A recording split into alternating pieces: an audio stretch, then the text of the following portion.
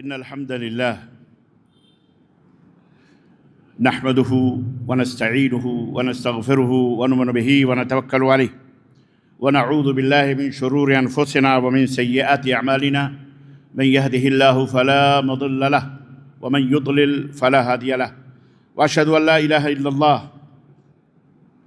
وأشهد أن محمدًا عبده ورسوله أما بعد فإن خير الحديث كتاب الله وخير الهدي هدي محمد صلى الله عليه وسلم وشر الأمور محدثاتها وكل محدثة بدعة وكل بدعة ضلالة وكل ضلالة في النار.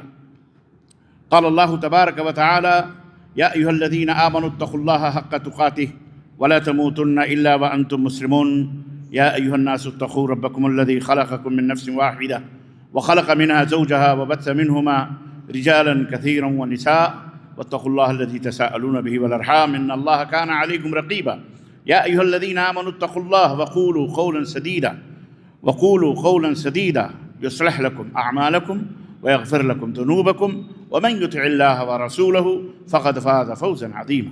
اللهم صل على محمد وعلى آل محمد كما صليت على إبراهيم وعلى آل إبراهيم إنك حميد مجيد. اللهم بارك على محمد وعلى آل محمد كما باركت على إبراهيم وعلى آل إبراهيم إنك حميد مجيد. تمام قسم کی حمد و ثنا، کبریائی اور بڑائی اللہ عز و جل کے لیے جس نے ہمیں اور آپ کو پیدا فرمایا، اور بیش بہا درود و سلام اس ذات مبارکہ مطہرہ پر جن کا نام نامی اسم گرامی احمد مجتبیٰ محمد مصطفیٰ صلی اللہ علیہ وسلم. صدر اجلاس حضرت مولانا اعجاز احمد صاحب ندوی، معزز علماء کرام، سامعین اعظام، نوجوان دوستوں، بزرگوں اور بھائیوں اور قابل احترام اسلامی ماؤں اور بہنوں اور عزیز بچوں، آج بتاریخ 7 محرم الحرام 1447 ہجری مطابق 3 جولائی سن 2025 عیسوی کے اس اجتماع میں جو ضلعی جمعیت اہل حدیث بنگلور کے زیر اہتمام اور مرکزی جامع مسجد اہل حدیث کے زیر نگرانی چھوٹی چار مینار مسجد کے اندر اس صحن میں جو پروگرام منعقد ہوا ہے، جس موضوع پر مجھے بولنے کا حکم ملا ہے، وہ موضوع ہے سیدنا امیر معاویہ رضی اللہ تعالی عنہ پر اعتراضات ایک جائزہ. اللہ عز و جل سے دعا ہے کہ اللہ تبارک و تعالی ہمیں اور آپ کو کہنے اور سننے سے زیادہ عمل کرنے کی توفیق عطا فرمائے. آمین یا رب العالمین. اللہم ارنا الحق حقا وارزقنا اتباعہ وارنا الباطل باطلا وارزقنا اجتنابہ.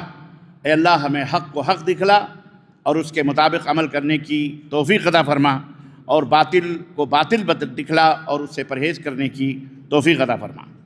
آمین یا رب العالمین. آج کی گفتگو جیسا کہ عنوان سے ظاہر ہے، فاتح عرب و عجم، کاتب وحی الہی، برادر نسبتی یہ پیغمبر، ہم زلف نبی، رازدار نبوت، امام تدبر و سیاست، خال المؤمنین، قیامت تک آنے والے مومنوں مسلمانوں کے ماموں، امیر المومنین، سید الرسل، امام الانبیاء، خاتم المعصومین، حضرت محمد الرسول اللہ صلی اللہ علیہ وسلم کے انتہائی ممتاز جلیل القدر صحابی رسول سیدنا امیر معاویہ رضی اللہ تعالی عنہ، جو آسمان نبوت کے وہ ستارے اور چمنستان رسالت کے وہ مہکتے ہوئے پھول ہیں جن کے بارے میں لوگ شک و شبہے میں مبتلا رہتے ہیں، اور بعض ایسے بھی بد نصیب ہیں اور بدخو اور بد زبان ہیں جو امیر المومنین سیدنا امیر معاویہ رضی اللہ تعالی عنہ کی شان میں گستاخیاں بھی کر بیٹھتے ہیں، اور ان کی شان میں تحریریں بھی اور تقریریں بھی دونوں استعمال کرتے ہیں. اللہ تعالیٰ ایسے بد زبانوں اور ایسے گستاخانہ انداز اختیار کرنے والوں کی صحبتوں اور ان کی باتوں سے ہمیں، ہمارے آل اولاد کو، ہمارے ماؤں بہنوں بیٹیوں کو، بچوں کو اللہ محفوظ رکھے. آمین یا رب العالمین.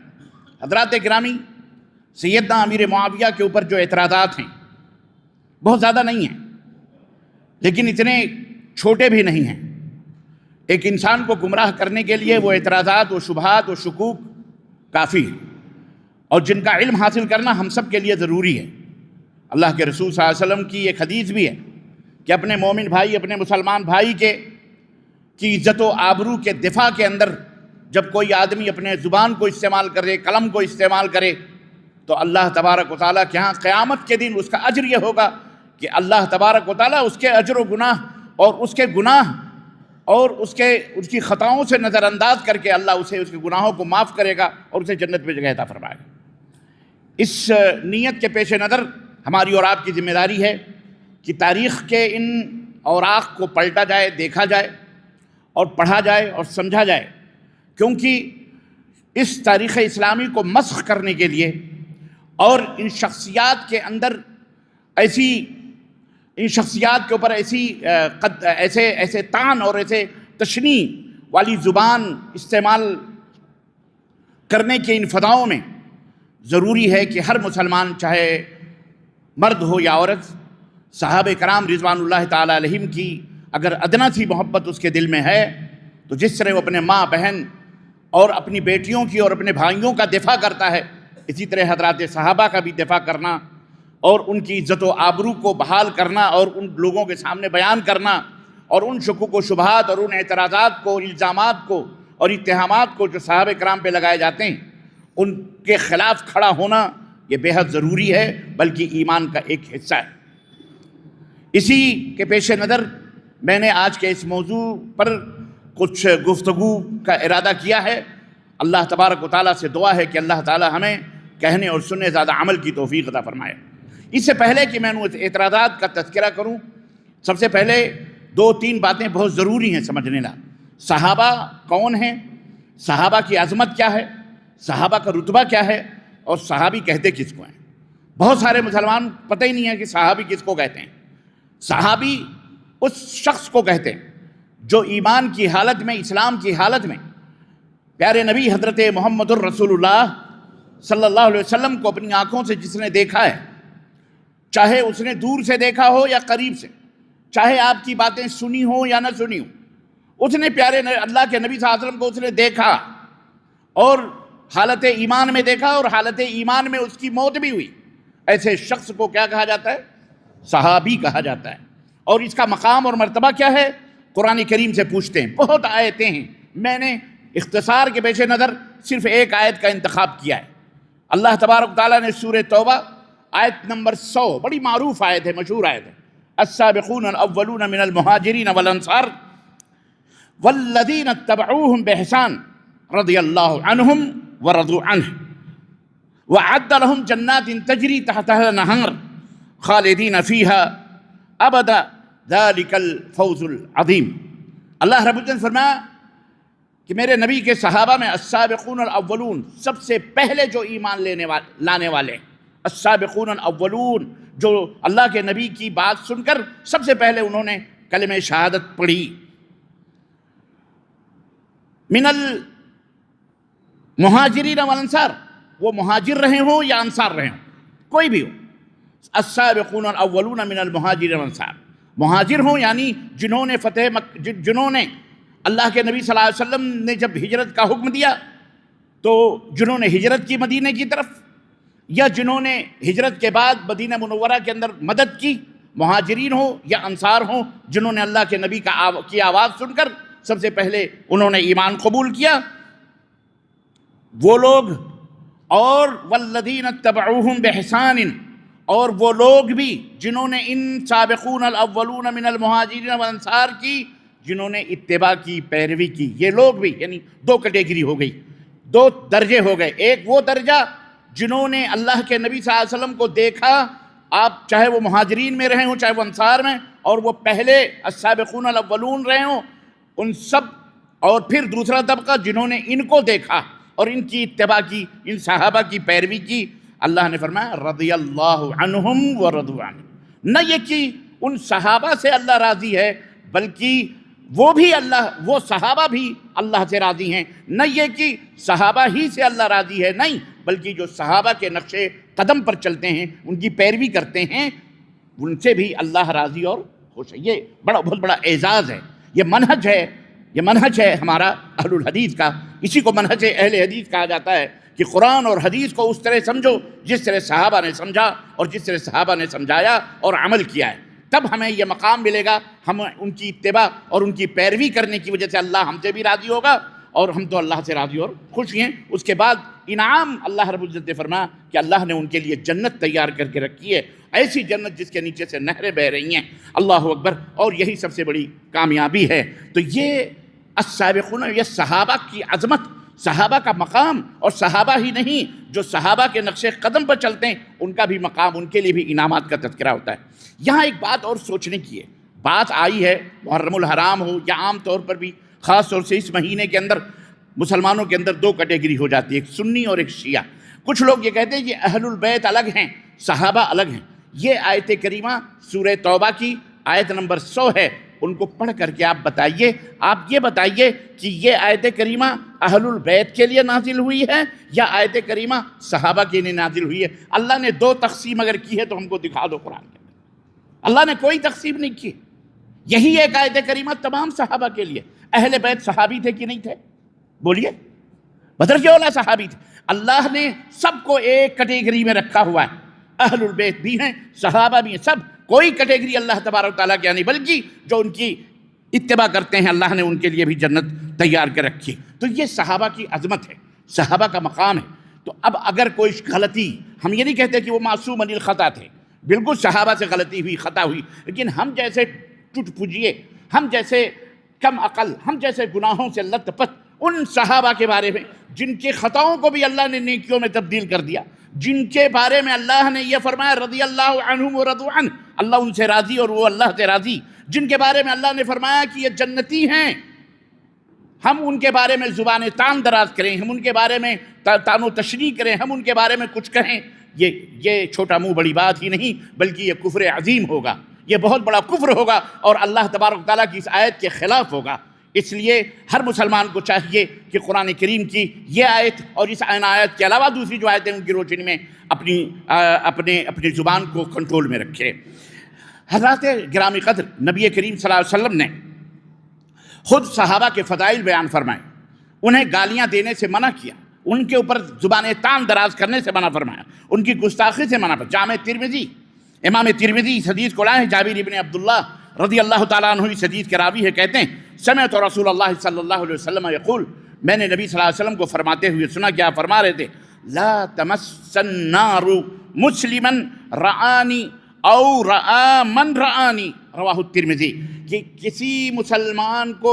کسی ایسے مسلمان کو جس نے مجھے دیکھا، نبی فرماتے ہیں کسی ایسے شخص نے جو مسلمان ہے اسلام کی حالت میں، اس نے مجھے دیکھا یا جس نے مجھے دیکھا اس کو اس نے کسی اور نے دیکھا، یعنی میرے صحابہ کو، اللہ کے نبی فرماتے ہیں جہنم کی آگ اس کے اوپر حرام ہے۔ اللہ اکبر! جہنم کی آگ، یہ صحابہ کا مقام ہے جو نبی نے اپنے صحابہ کے بارے میں بیان فرمایا۔ یہی نہیں، ایک اور حدیث ہے، اللہ کے رسول صلی اللہ علیہ وسلم نے فرمایا، حضرت ابو سعید خدری اس حدیث کے راوی کہتے ہیں کہ نبی کریم صلی اللہ علیہ وسلم نے فرمایا لا تسبوا اصحابی، میرے صحابہ کو گالیاں مت دو، برا بھلا نہ کہو، ان کے اوپر زبانیں تان دراز مت کرو۔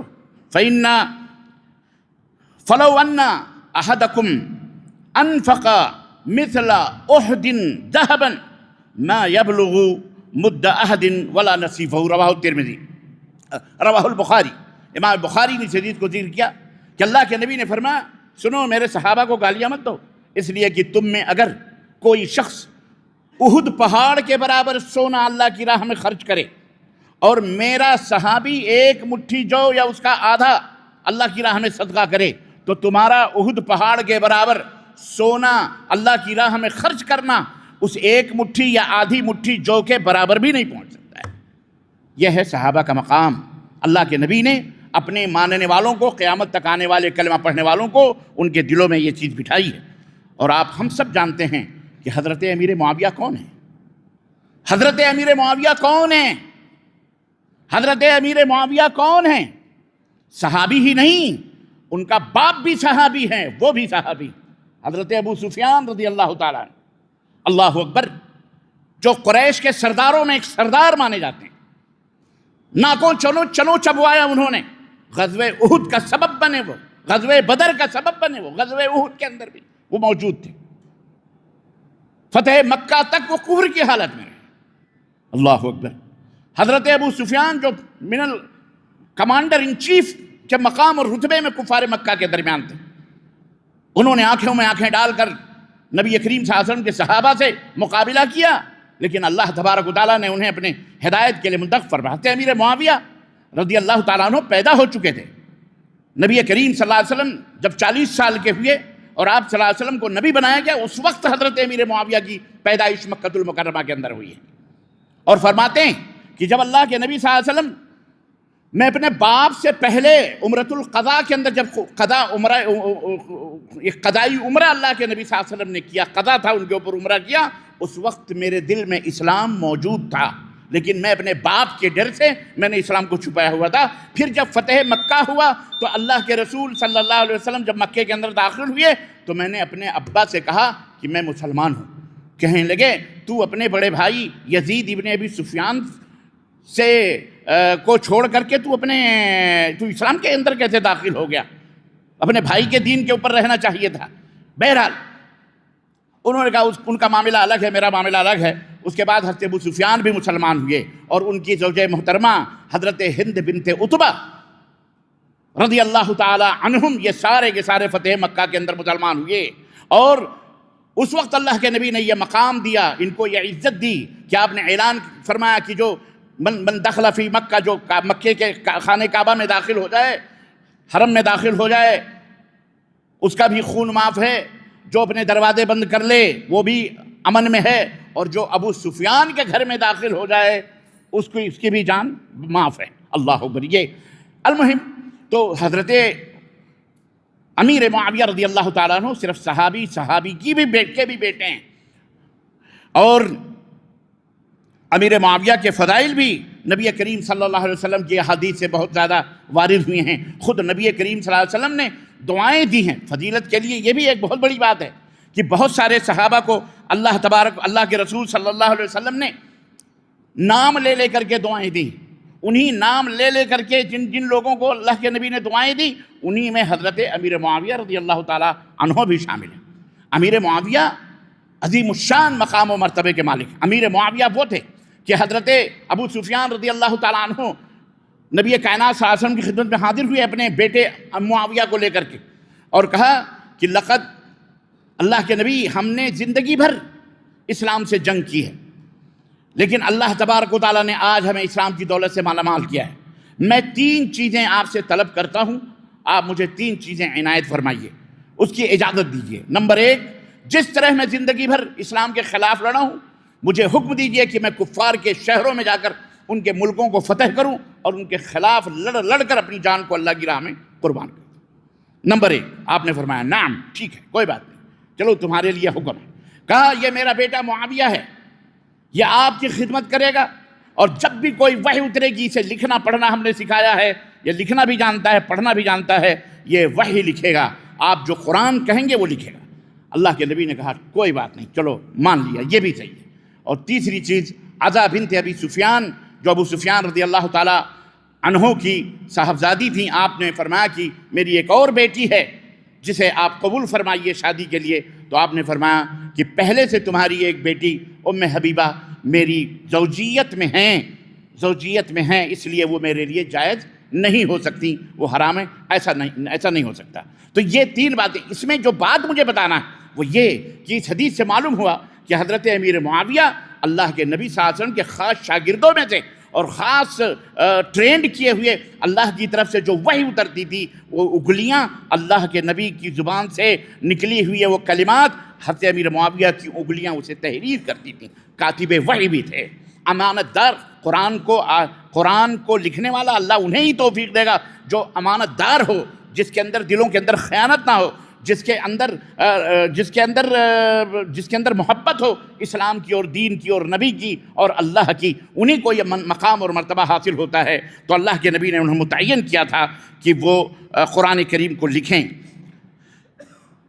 اس لیے جب بھی ہم حضرت امیر معاویہ کے بارے میں سوچیں تو ان گمراہ بدباطن رافضی یا ان کے چکر میں آئے ہوئے لوگوں کے اس میں قطعاً اپنے دماغ میں کوئی شک و شبہ نہ لائیں، بلکہ میں سمجھتا ہوں کہ جو امیر معاویہ کی امانت میں اور امیر معاویہ رضی اللہ تعالیٰ عنہ کے امانت میں اور آپ کی شجاعت میں اور آپ کی سیادت میں اور دیگر امور میں اگر کوئی شک کرتا ہے تو بہرحال اس کے جائز اولاد ہونے میں شک کیا جا سکتا ہے کہ وہ اپنے ماں باپ کی جائز اولاد نہیں ہے، انتہائی بدمذہبی اور گمراہی اور جہنم میں جانے کا مستحق ایسا شخص ہے۔ حضرت ابن ابی ملیکہ رضی اللہ تعالیٰ عنہ سے روایت ہے، صحیح بخاری کی روایت ہے کہ ایک دفعہ حضرت امیر معاویہ کو دیکھا انہوں نے وطر کی نماز پڑھی اور ایک ہی رکعت پڑھی۔ امیر معاویہ نے وطر کی نماز پڑھی اور ایک ہی رکعت پڑھی جیسے آج ہم پڑھتے ہیں۔ وہ آئے، حضرت عبداللہ ابن عباس بیٹھے ہوئے تھے، ان سے کہا میں نے آج دیکھا امیر معاویہ ایک ہی رکعت پڑھتے ہیں، وطر کی نماز انہوں نے ایک ہی پڑھی۔ تو حضرت عبداللہ ابن عباس فرماتے ہیں دعہو فإنہ قد صحب رسول اللہ صلی اللہ علیہ وسلم، ارے ان کو چھوڑو، تمہیں پتہ ہے وہ کون ہیں؟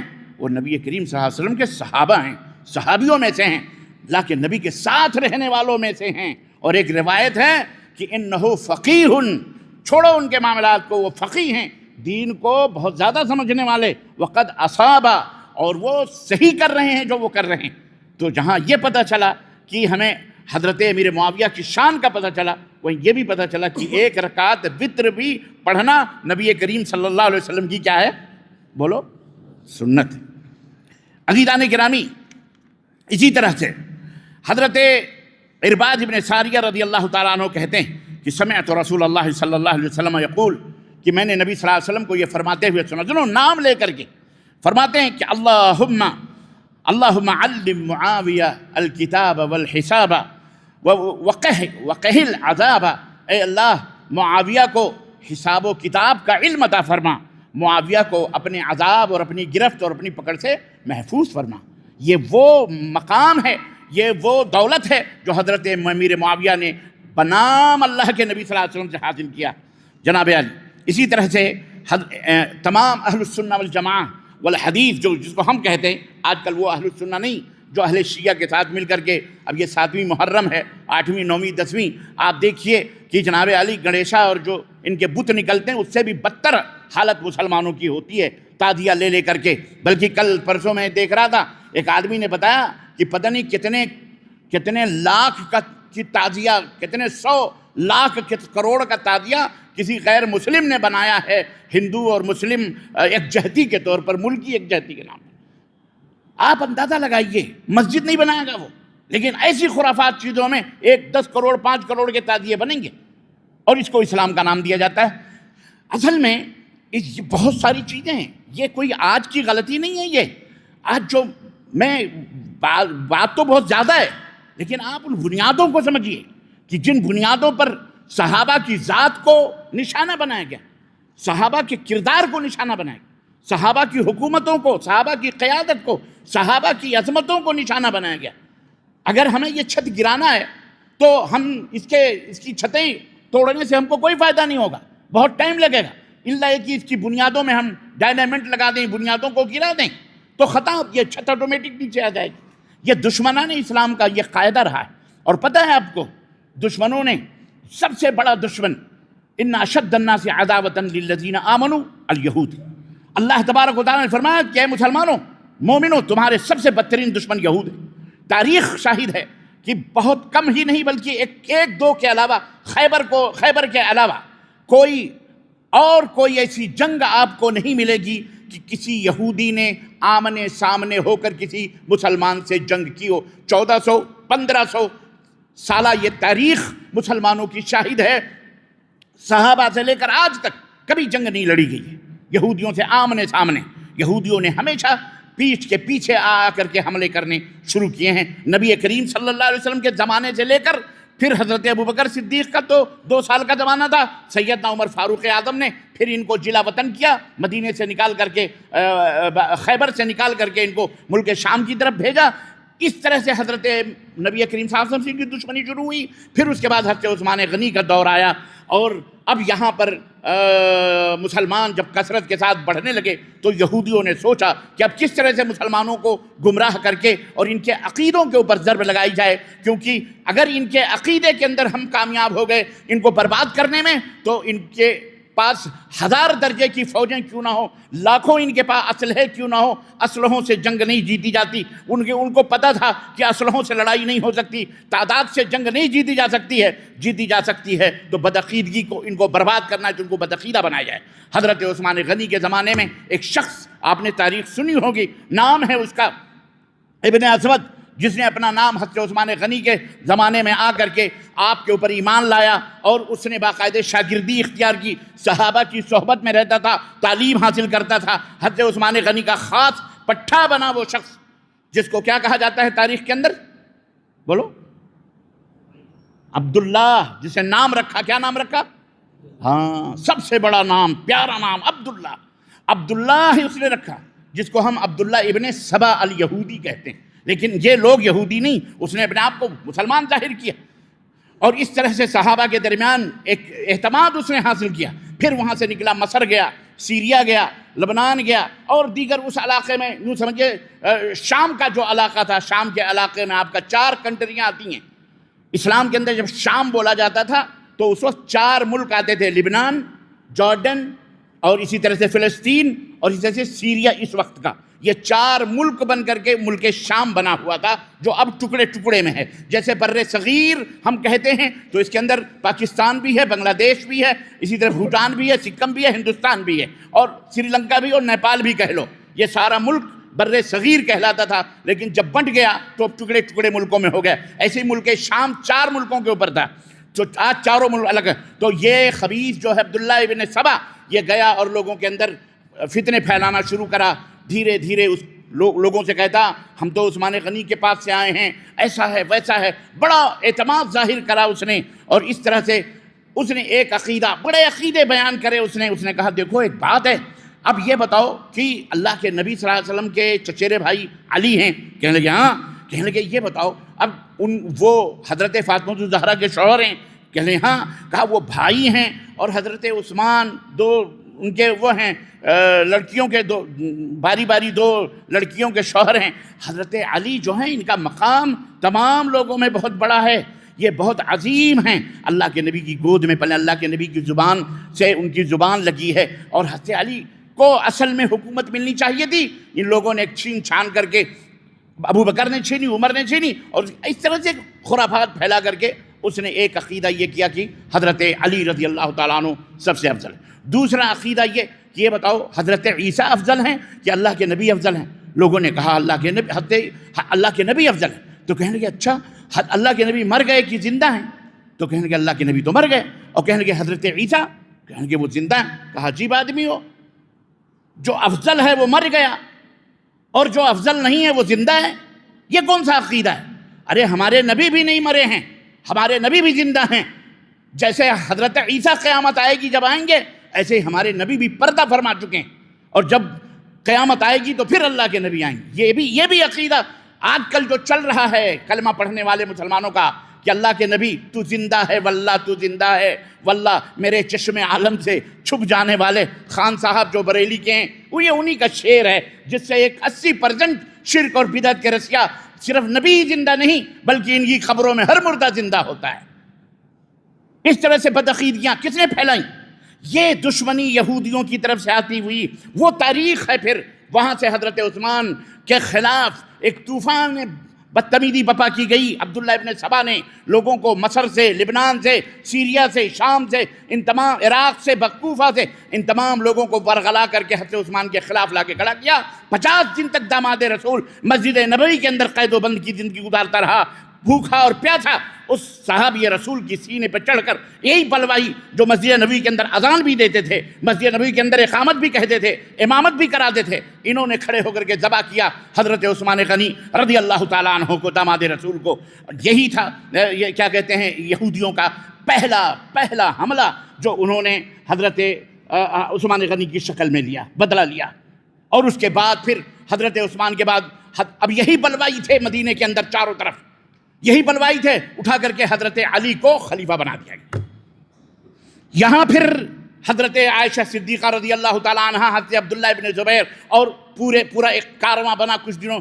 اب جناب علی یہ ہوا کہ قصاص سے جنہوں نے حضرت عثمان کو قتل کیا ہے وہ مدینے کے اندر کھلا گھوم رہے ہیں، پکڑو علی، اب آپ خلیفہ بنا دیے گئے ہو، پکڑو، اب پکڑ کر کے قصاص لیا جائے، ان کو قتل کیا جائے۔ حضرت علی چاہتے بھی تھے لیکن کریں تو کیا کریں، چاروں طرف حضرت امیر معاویہ نے قاصد بھیجا، اگر آپ طاقت نہیں رکھتے ہمیں حکم دیجئے، ہم آ کر کے فوج کے ساتھ مدینے کے اندر ان کی اینٹ سے اینٹ بجا دیتے ہیں، ان کو گرفتار کر کے قتل کراتے ہیں۔ حضرت علی کہنے لگے بھائی میں تو مجبور ہوں، اگر میں کچھ بولوں گا تو مجھے کو یہ قتل کر ڈالیں گے۔ آج حالت یہ ہے، سوچئے آپ، سیاست، کرسی، قیادت اور سیادت جب بلوائی غالب آ جائیں تو کیا حشر ہوتا ہے۔ یہاں سے وہ فتنے کا وہ پس منظر ہے اور وہ تاریخ کا وہ عظیم الشان باب ہے فتنے کا، جہاں سے کھلا حضرت عثمان کی شہادت کے بعد وہ دروازہ جو کھلا ہے، آج تک وہ دروازہ فتنے کا بند نہیں ہوا۔ وہی بلوائی آج بھی وہی بلوائی مسلمانوں کی صفوں میں موجود ہیں، مسجدیں بھی بنا رہے ہیں اور جناب علی سینے بھی پیٹ رہے ہیں، ماتم بھی کر رہے ہیں، اور جناب علی کیا کیا شرک اور کفر اور بدعات پھیلا کر کے ہم مسلمانوں کے سینے میں حضرت امیر معاویہ کو برا بھلا کہتے ہیں، الزامات لگا کر حضرت حسن کو برا، حضرت حسن، حضرت حسین، ان کی تعریف کر کے، ان کی اہل البیت کی تعریف کر کے اپنے آپ کو ثابت کرنے کی کوشش کر رہے ہیں کہ ہمیں نبی کریم صلی اللہ علیہ وسلم کے گھرانوں سے، کیا انہوں نے تفریق کر کے نبی صلی اللہ علیہ وسلم کے گھرانوں سے ہمیں محبت ہے۔ حالانکہ ہر مسلمان کو، ہر کلمہ پڑھنے والے کو، ہر نبی کریم صلی اللہ علیہ وسلم کے اوپر ایمان لانے والے کو، سب کو اہل البیت سے محبت ہے، آل رسول سے محبت ہے، اہل البیت سے محبت کس کو نہیں ہے؟ لیکن برا ہو یہودیوں کا، آخر وہ اپنے اس کے اندر کامیاب ہو گئے محترم، اور انہوں نے آج بھی کامیاب ہیں، وہ اعوذ باللہ استغفر اللہ، آج بھی جو ننگا ناچ ناچا جا رہا ہے صرف وہی ہے۔ تو امیر معاویہ رضی اللہ تعالیٰ عنہ کے اوپر سب سے بہت سارے فضائل ہیں، مناقب ہیں، میں آپ کو کہاں تک اس کا ذکر کروں۔ سب سے ایک اہم جو سب سے بڑا نقطہ حضرت امیر معاویہ پہ آتا ہے کہ امیر معاویہ نے خلافت حضرت حسن کو ملنا تھی، امیر معاویہ نے خود خلافت ان سے چھین لی، اور حضرت حسن کو جودہ بنت اشعث جو لڑکی تھی، حضرت حسن رضی اللہ عنہ کی بیوی تھی، اس کو بہلا پھسلا کر اس کے ذریعے زہر دلا کر حضرت حسن کو مروا ڈالا۔ اعوذ باللہ استغفر اللہ۔ یہ بہت بڑا اعتراض ہے جو حضرت امیر معاویہ پہ کیا جاتا ہے، اور اس سے بھی بڑا اعتراض ایک ملوکیت پہ بھی کیا جاتا ہے کہ امیر معاویہ وہ ہیں کہ خلافت راشدہ کے بعد انہوں نے ملوکیت کی بنیاد رکھی، اور ملوکیت یہ اسلام کی نظر میں برا ہے، غلط ہے، یہ ہے وہ ہے۔ آج بھی دیکھ رہے ہو بہت سارے اس تنظیم کے چھوٹے چھوٹے لوگ جگہ جگہ نام اپنا ہے، یہ سیاسی جماعت کے لوگ، لیکن نام اسلام کا رکھ کر کے جناب علی دنیا کے اندر فتنے پھیلا رہے ہیں کہ اور دین اسلام قائم کر رہے ہیں، دین قائم کرنے کے نام پر لوگوں کو گمراہ کر رہے ہیں۔ اللہ انہیں ہدایت عطا فرمائے، اور یہودیوں کی سازشوں کے سے یہ بھی متاثر ہیں اور یہ بھی انہی کی سازشوں کے شکار ہیں۔ اللہ تعالیٰ انہیں ہدایت عطا فرمائے، جو اپنے آپ کو جماعت اسلامی کہتے ہیں اور جس کے سب سے بڑے فاؤنڈر مولانا مودودی صاحب بر صغیر کے تھے۔ اللہ تعالیٰ ان کے ساتھ وہ معاملہ فرمائے جس کے وہ مستحق ہیں۔ بہرحال تو عرض کرنے کا مطلب یہ ہے، سب یہودیوں کی پھیلائے ہوئے جرثومیں اور بیکٹیریات اور رائتیں ہیں جو آج اسلامی امت کے مسلمانوں کے صفوں کے اندر موجود ہیں، شرک کی شکل میں، بدعات کی شکل میں، رافضیت کی شکل میں، صوفیائیت کی شکل میں، اور ڈھونگ دھتوروں کی شکل میں، قبر پرستی کی شکل میں، مختلف اس کفر اور شرک کی مختلف شکلیں اور صورتیں ہیں جن کے اندر لوگ ملوث ہیں۔ حضرت امیر معاویہ کے اوپر کہ جناب ملوکیت کی بنیاد ہے، میں کہتا ہوں اگر ملوکیت غلط ہے تو اللہ تعالیٰ نے حضرت داؤد کو بھی ملک عطا فرمایا، وَآتَيْنَا دَاؤُدَ مُلْكًا، اللہ نے فرمایا ہم نے داؤد کو ملک عطا فرمایا ہے۔ ملک، اگر ملوکیت غلط تھی تو اللہ تعالیٰ غلط کام کر سکتا ہے؟ بولو۔ اللہ کے نبی نے حضرت امیر معاویہ کے بارے میں وصیت فرمائی اور کہا اے معاویہ جب تجھے بادشاہت ملے گی تو تو انصاف کرنا، اللہ سے ڈرنا، لوگوں کے ساتھ شفقت کرنا۔ حضرت امیر معاویہ کہتے ہیں اسی دن سے میرے دل میں یہ بات آ گئی کہ میں ایک دن ضرور مسلمانوں کا قائد بنوں گا، رہنما بنوں گا اور اس امت کا رہبر بنوں گا، اور میں بہت ضرور کسی نہ کسی آزمائش میں مبتلا ہوں گا۔ تو اللہ کے نبی صلی اللہ علیہ وسلم نے جب اس کو برا نہیں سمجھا اور آپ نے بشارت دی، اللہ کے نبی کسی بری چیز کی بشارت دے سکتے ہیں، خوشخبری دے سکتے ہیں اپنی امت، اور وہ بھی حضرت امیر معاویہ کون ہے؟ کاتب وحی۔ حضرت امیر معاویہ نبی صلی اللہ علیہ وسلم کے سالے ہیں۔ حضرت امیر معاویہ کی بہن حضرت ام حبیبہ آپ صلی اللہ علیہ وسلم کی زوجہ محترمہ ہیں۔ آپ صلی اللہ علیہ وسلم اور زوجہ محترمہ ہونے کا مطلب قیامت تک آنے والے تمام مومنوں کی ماں ہیں. حضرت امیر معاویہ عظیم مقام اور مرتبے کے مالک ہیں. اور اللہ اور تو ایک تو یہ ہے. دوسرے یہ کہ وہ یہ کہتے ہیں، اعتراض یہ بھی آتا ہے کہ جناب علی امیر معاویہ نے یزید ابن کیا کہتے ہیں اپنے بیٹے کو بادشاہ بنا دیا. محترم، بات ایسی نہیں ہے. یزید ابن معاویہ کے بارے میں جو آج بکواس کی جاتی ہے آپ نے سنی ہوگی. ہم سے پہلے مقررین نے یزید ابن معاویہ کے تعلق سے بہت ساری باتیں بیان کی. یزید معاویہ ایسے نہیں ہیں جیسا آج ان رافضی شیعوں کے بیان کیے ہوئے تعلق باتوں سے آج دنیا کے اندر طوفان بدتمیزی کیا کہتے ہیں بپا ہے. یزید ابن معاویہ کے گھوڑے کی جو کھر ہے نا، اس کے اندر اڑنے والی جو دھول ہے، آج کل کے بڑے بڑے ملانوں اور مولویوں مفتیوں اور علاماؤں سے کہیں زیادہ وہ دھول افضل ہے. امیر معاویہ کو یا ان کے صاحبزادے حضرت یزید رحمۃ اللہ علیہ کے بارے میں ان کی شان میں بدتمیزیاں کرنا، یہ کوئی بدتمیز آدمی ہے یا نااہل شخص جاہل ہی کر سکتا ہے اس طرح کی خرافات. اس لیے آپ حضرات کو ہم نصیحت کرتے ہیں کہ اللہ کے رسول صلی اللہ علیہ وسلم نے باپ اور بیٹے دونوں کے لیے مغفور لہم کی بشارت سنائی کہ سب سے پہلے جو سمندری جنگ لڑے گا وہ بھی جنت میں ہوگا، اور سب سے پہلے جو قسطنطنیہ کی جنگ لڑے گا وہ بھی جنت میں ہوگا. اللہ نے اس کے لیے اسے معاف فرمایا. اور سب سے پہلی جنگ حضرت امیر معاویہ نے سمندری جنگ حضرت عثمان غنی کے دور خلافت میں لڑی، اور سب سے پہلی جنگ امیر معاویہ کے صاحبزادے یزید ابن معاویہ نے جناب علی قسطنطنیہ کی جنگ لڑی. قسطنطنیہ کی جنگ لڑی جس میں حضرت ابو ایوب انصاری میزبان رسول صلی اللہ علیہ وسلم آپ کی قیادت میں انہوں نے جنگ لڑی. اور بعض روایتوں میں آتا ہے قسطنطنیہ کی جنگ میں حضرت حسین بھی تھے، حضرت حسن بھی تھے. وہ شخص جس کے ہاتھ پہ بیعت نہ ہو اس کے جھنڈے کے نیچے کون جہاد کرے گا اور کون جنگ لڑے گا؟ سمجھ میں بات آئی کہ نہیں آئی؟ اور اگر امیر معاویہ اتنے گندے تھے، بعض لوگوں نے کہا شراب پیتے تھے، استغفر اللہ نعوذ باللہ، صحابی کے بارے میں یہ زبان کہتے ہوئے ہمت نہیں ہو رہی. لیکن ایسے خرافات لوگوں نے تاریخ کے کتابوں میں لکھے ہی باتیں سب لکھ کر کے گئے، نعوذ باللہ. کہنے کا مطلب یہ تھا کہ یزید ابن معاویہ کے ذریعے سے حضرت امیر معاویہ کی شان کے اندر تنقیص کر کے ان کو لوگوں کی نظر گرا دیا ہے. جبکہ یہ وہ شخصیت تھی 20 برس تک ملک شام کے اندر جنہوں نے حکومت کی تھی بلا شرکت غیرے.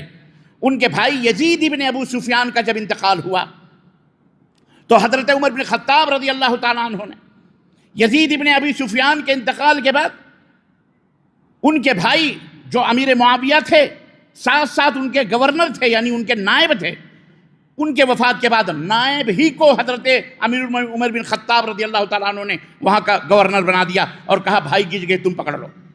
حضرت عمر بن خطاب امیر معاویہ کی اتنی عزت کرتے تھے کہ مکہ والوں سے، مدینے والوں سے، اپنے دوستوں سے کہتے تھے قیصر و کسریٰ سے بڑے مرعوب نظر آتے ہو. اگر تمہارے دلوں میں قیصر و کسریٰ کے بادشاہوں کو کوئی روب ہو تو نکال دو. دیکھنا ہے تو امیر معاویہ کو دیکھو، قیصر و کسریٰ کے بادشاہ بھی امیر معاویہ سے ڈرتے ہیں. عزیزان گرامی، بہرحال عرض کرنے کا مطلب یہ ہے کہ حضرت امیر معاویہ رضی اللہ تعالی عنہ نے نہ ہی حضرت حسن کو شہید کروایا، بلکہ حضرت حسن رضی اللہ تعالیٰ عنہ اس حقیقت کو سمجھتے ہوئے جب انہوں نے اپنی فوج میں دیکھا، جب دونوں فوجیں جمع ہوئیں ایک مقام پر کہ امیر معاویہ کی فوج حضرت حسن کی، تو حضرت حسن رضی اللہ تعالیٰ عنہ کے بارے میں آتا ہے کہ رات کو وہ نکلے اپنے خیموں کو تلاش کرنے کے لیے کہ صبح لڑائی ہوگی تو دیکھتے ہیں کہ ہمارے خیموں میں ہمارے کمانڈر کیا کر رہے ہیں. تو ایک خیمے سے کھسر پھسر کی آواز آئی، وہ لوگ کمانڈر بیٹھے ہوئے میٹنگ کر رہے تھے.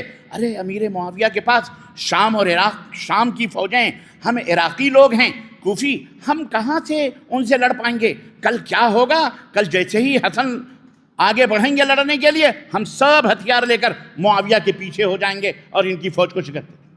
کان کھڑے ہو گئے حضرت حسن ابن علی رضی اللہ تعالیٰ عنہ. یہ ظالم بیٹھ کے ہماری فوج ہمارے خیمے میں ہمارا کھا کر کے، یہ عراقی، یہ کوفی، یہ خبیثی. اللہ اکبر. جناب علی، یہ کوفے کے لوگ کوئی معمولی خبیث نہیں تھے.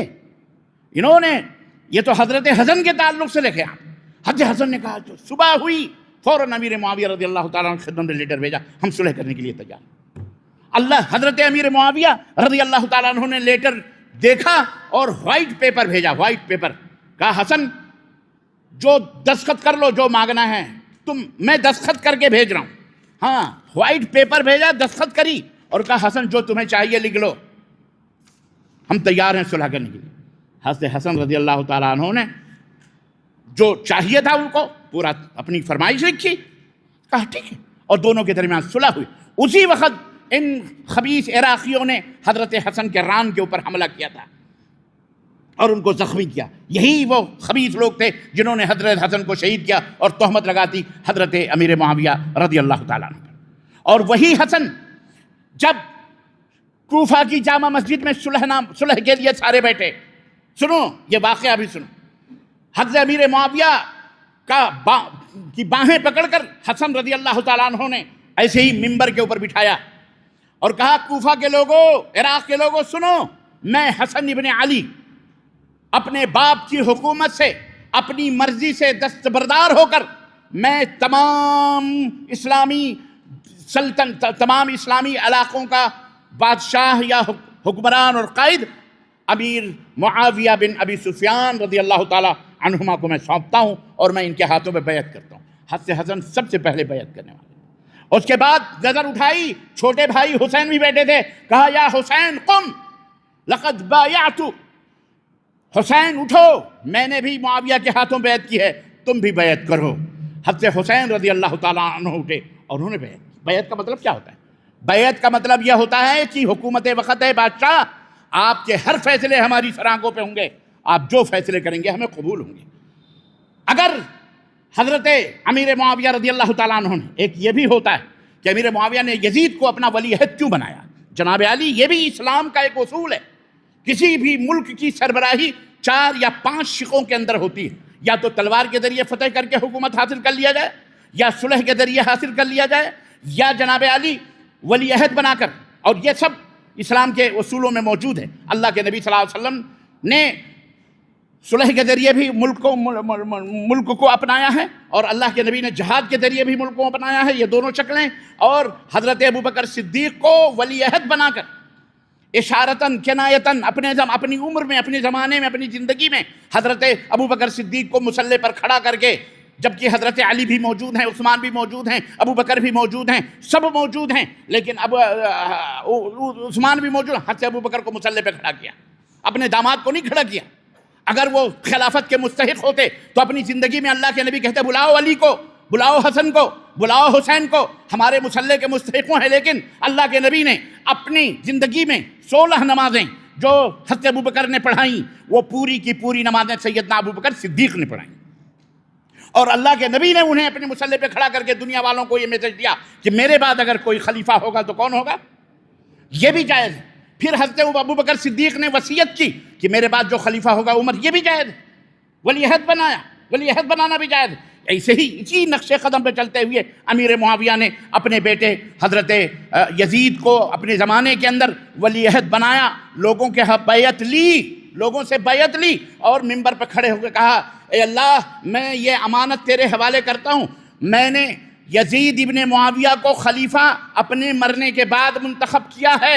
اے اللہ، اگر میں اپنے اس فیصلے کے اندر غلط ہوں، میرے آنکھوں کے سامنے میرے بیٹے کی موت ہو جائے، موت دے دے۔ یہ سب چیزیں تاریخ کے پنوں میں موجود ہیں، اس کو پڑھیے، اس کو سمجھیے، اس کو جاننے کی ضرورت ہے۔